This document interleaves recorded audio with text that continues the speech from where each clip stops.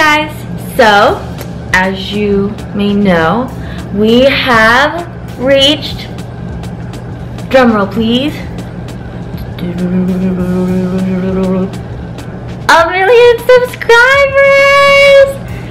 Oh my gosh, I never ever would have thought we'd make it to 1,000,000. So this is pretty crazy, and just want to thank you guys so much for all the support, and obviously would not be without you guys. So thank you so much. And I thought it'd be a great time to do a Q&A. It's been a while since I've done my last one, so I went on Instagram and asked you guys to just let me know of some questions. I had a lot of good questions, so I wish I could include more, but I picked kind of the ones that were commonly asked, so they would be kind of covering a lot of the other people that asked the same question.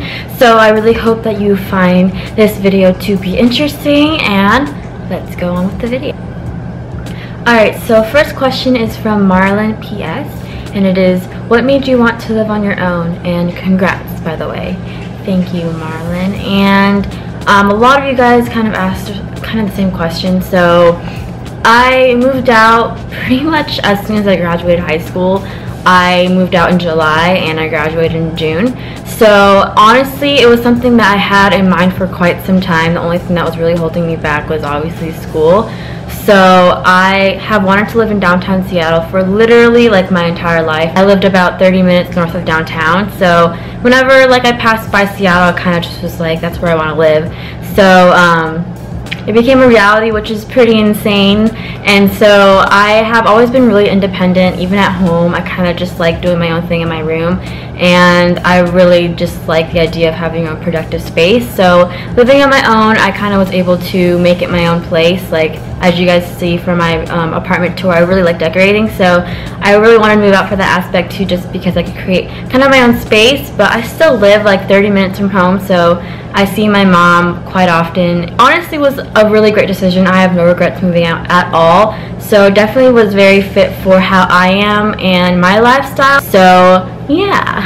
Brain Nicole asks, what was your first video and how did you learn how to edit your videos? So my first video was actually a wavy hair tutorial, and it is basically the original. Like I have an updated one that has had a lot of views, but my original one, it's basically the same thing, just on a suckier camera. I used a huge like point and shoot camera I had laying around, and I edited it on iMovie, which was on my laptop, and honestly it was pretty intuitive. I just kind of figured you upload it and then you cut and paste, add a couple titles in there and transitions and some music. So yeah, I just kind of taught myself. It was pretty easy, and yeah. A. Vanessa asked, does Jasper make living on your own better by having someone with you to keep you company? And congrats, gorgeous. Thank you, Vanessa. Yes, definitely. I honestly have wanted a dog like my entire life, partly because I didn't have that many friends growing up, and it just, I felt like having a dog would kind of fill that void in a sense of having someone like I could really depend on. I know it's kind of weird, but I think it has really. And I had, in my first Q&A, I had mentioned the first thing I was going to do when I moved out is get a dog, and that's exactly what I did. Like as soon as I moved out, I had a dog within I think the next month or so. So yes, Jasper definitely has made it a lot easier. He isn't super cuddly and stuff, but just having him like in my apartment with me, kind of doing his own thing even sometimes, and just having him in the room, it's just it comforts me a lot. And I like to bring him with me to places like to the beach and stuff, so he's like my little buddy. So I do really think that it helps a lot with living on your own. Next question is from Erica Dimke, and she asks, what is the hardest thing about making YouTube videos? And congrats on 1,000,000. YouTube in general is really hard because of hate comments and just like mean things, because that's a really personal thing that obviously you don't want to deal with like overall in life. So that's definitely really hard to deal with as far as when it comes to YouTube, probably the hardest thing. Next question is by youuuuuuuuu. what was going on in your mind when you decided to start a YouTube channel? Honestly, not that much. I had just been asking people on like Tumblr and stuff if they wanted a video, because a lot of people were asking me how I did my hair and makeup and all that, and I was just like, you know, I watch YouTube tutorials, they really help me, so maybe I'll be able to answer these questions more efficiently if I just show them in a video. That was literally all I thought of it. I thought I'd just upload a video and like that'd be it, but it kind of just went on and on as people began to ask for more videos. So that is the source and foundation of what my YouTube channel has. Like from the beginning, it was just a way to answer questions. So yeah, I definitely did not imagine ever having 1 million subscribers. Christina Mahal asks, given your success, what is something you have bought or want to buy to surprise your mom?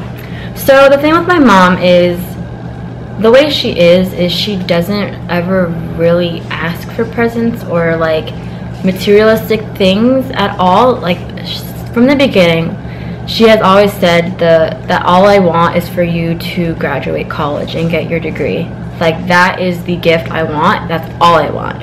So like I'm super happy to be able to tell her and to be able to say that like I am able to get my bachelor degree and have her not pay a single, because like growing up she's always been there to make sure that I was able to, you know, go to school and be able to kind of have as many opportunities as I could despite all the financial hardship that she had to go through to get me there. So now being able to say that I have it from here, Mom, you don't have to worry about it anymore, that I can finish school and I can do this on my own and you don't have to worry and it's gonna happen, that is just everything to me, like everything to her.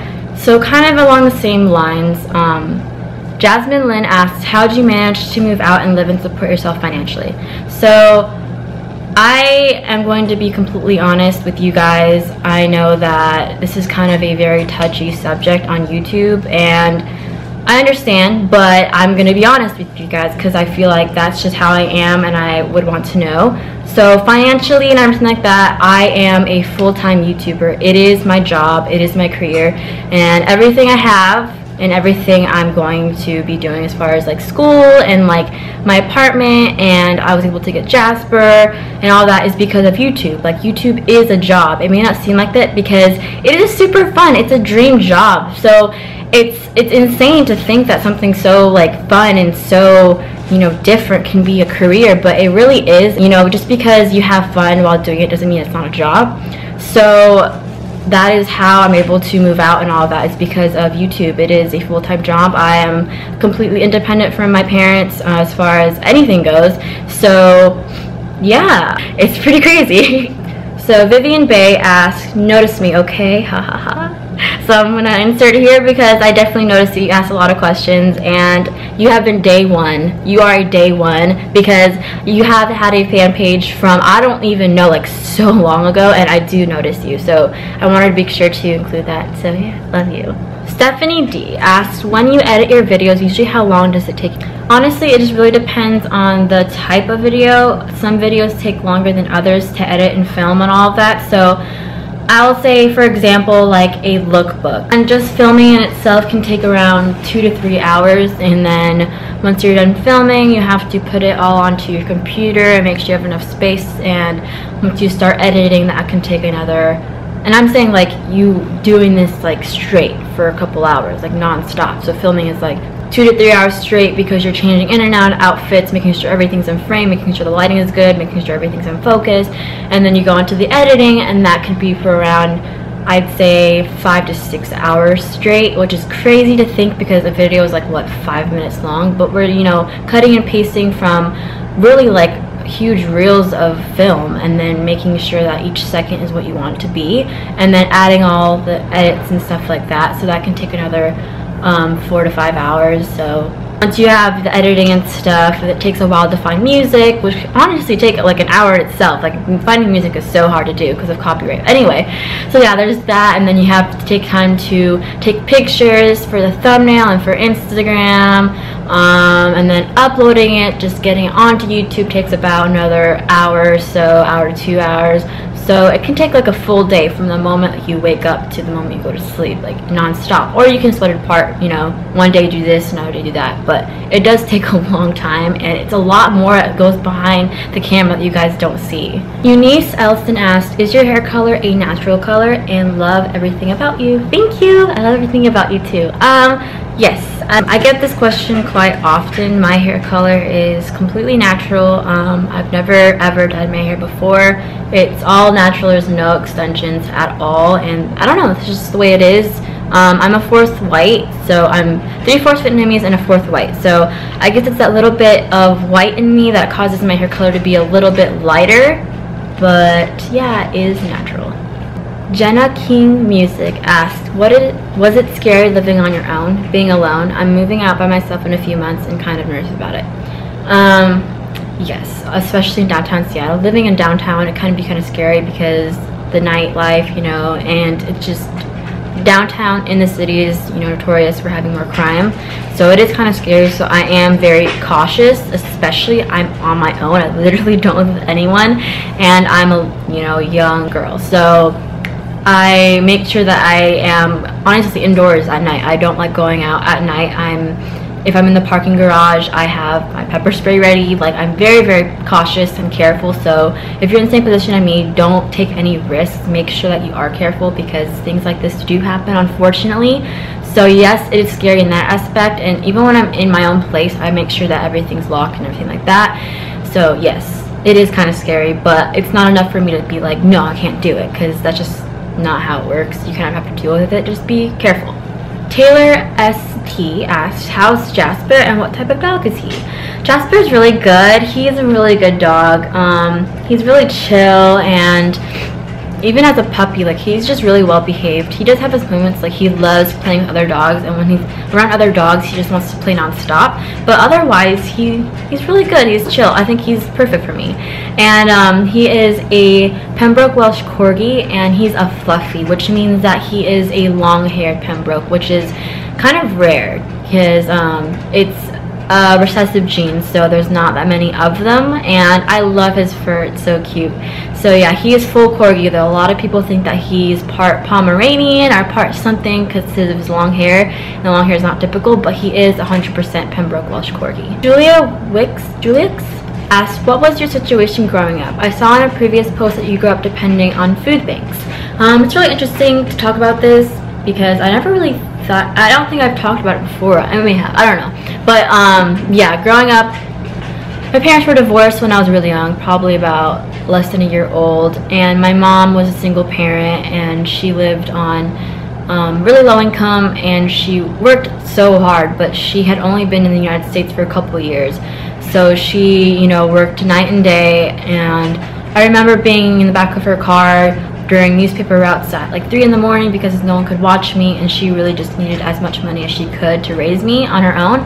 We lived in low-income housing, you know, public housing, and ended up moving with my grandparents so that way they could watch me while I went to after school and before school, so my mom could go to work at a better place.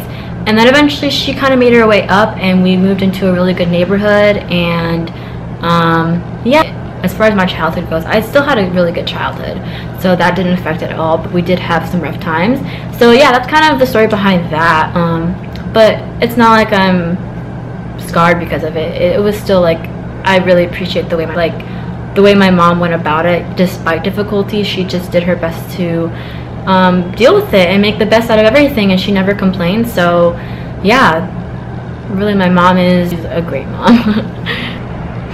Asia3 Chind asked, do you plan on living someplace new in the next few years? Yes, my lease is only for 13 months, so I will be out of this place by next August, and I think I'll still be living in downtown, but I do think I want a bigger place. Alright, so next question is from Alexis Dang, and she asked, do you live with your boyfriend? No, I don't. He actually lives like 40 minutes south of me, which used to be an hour, so now that I moved to Seattle, it's a little bit closer. He's still in high school, so he lives at home still, and we don't live together, and yeah, I'm on my own. And hey man, Deanie asked, are you planning on doing YouTube as a lifetime career or pursuing a degree? I think this is an awesome question because it's very applicable to, I feel like, a lot of my viewers, and not a lot of YouTubers go to school. Yeah, I'm planning on getting my degree still, but I am still doing YouTube like full time. So as long as YouTube can last, that's amazing, and I'll continue doing it. But a lot of people kind of put it into this perspective. It's just like, you're about to go to college, but you already have your dream career. What's the point of going to college type of thing? A lot of people would choose to just not go to college because they already have their dream job and are already, you know, making enough money from their dream job. So, you know, there's that whole thing. But the way I think about it is like, it's a lot for myself, also a lot for my mom. She really has always wanted me to get my bachelor's degree, and I think it's just a great idea to, like, you can't go wrong getting a degree. It's for your own self and your own education. That's a personal thing. It has nothing to do with money even. It's just having that. But also, it's like, YouTube is not guaranteed, unfortunately. Like, I wish it was, but it's not guaranteed. So if I don't end up doing YouTube, I have a degree to fall back on. But if I do continue YouTube, it can only help me to have a degree, because if I decide to do a more professional aspect of YouTube, I'm able to back it up with that degree. So it's never a bad idea to have a degree. So that's my whole kind of idea and perspective on it. So I'm doing both. So yeah, that is basically it for all the questions. I really hope that you guys enjoyed this little kind of chit chat with kind of just having a conversation with y'all. So yeah, thanks so much for watching, and thanks so much for 1 million subscribers. That's insane. So yeah, hope you're having a wonderful day. Don't forget to comment, like, and subscribe. Be sure to let me know in the comments of any video suggestions, and let me know if you want me to do a YouNow account, so that way I can really have a conversation with you guys face to face. So yeah, bye. Hope you're having a wonderful day.